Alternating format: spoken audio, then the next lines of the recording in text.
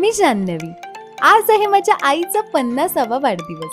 सकाळी 10 वाजताच मी आणि चिनार खंडाळ्याहून रत्नागिरीला जायला निघालो. आज मला एका ब्रँडसाठी शूट करायचं होतं. जवळपास 4 तास शूट झाल्यावर आम्ही आईसाठी गिफ्ट घ्यायला आलो. गिफ्ट घेऊन झाल्यावर रत्नागिरीतच एका कॅफेमध्ये पेट पूजा सुद्धा केली. माझे फेवरेट फ्रेंच फ्राईज आणि बर्गर खाल्ला. हेच आमचं लंच होतं बरं का. यानंतर केक घेऊन आम्ही माझ्या माहेरी जायला निघालो. गेल्या गेल्या माझी लाडकी परी मला खूप दिवसांनी भेटली.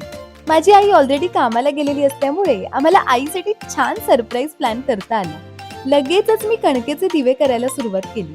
आपल्या हिंदू धर्मात अशा शुभ प्रसंगी तसंच वाढदिवस साजरा करणाऱ्या व्यक्तीला दीर्घायुष्य लाभावं यासाठी कणकेच्या दिव्यांनी औक्षण केलं जातं. आईचा 50वा वाढदिवस असल्यामुळे मी 50 दिवे तयार केले. चिनारने माझ्या बाबांच्या मदतीने डेकोरेशन करायला सुरुवात केली. फायनली सगळा सेटअप छान तयार झाला.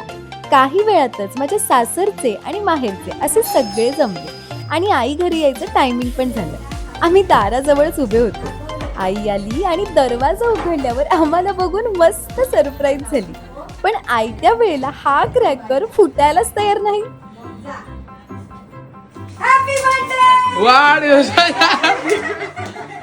दोघांचे फुटत नाही. अरे झालं, वेळ संपली. हे फुटत नाही.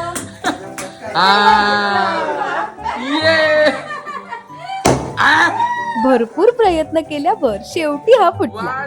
यानंतर मी तयार केलेले कणकेचे दिवे लावून आईची ओवाळणी केली. मला आईला असं खुश बघून इतकं छान वाटत होतं ना.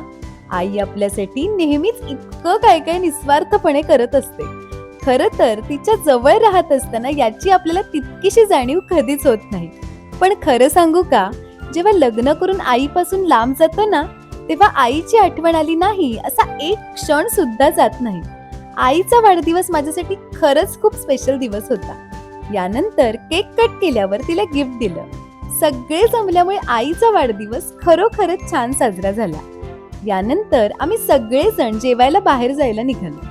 आईच्या आवडीचं जेवण जेवून आईचा वाढदिवस छान संपन्न झाला. तर असा होता माझ्या आईचा 50वा वाढदिवस. हा ब्लॉग तुम्हाला कसा वाटला मला कमेंट्स मध्ये सांगायला विसरू नका. बाय.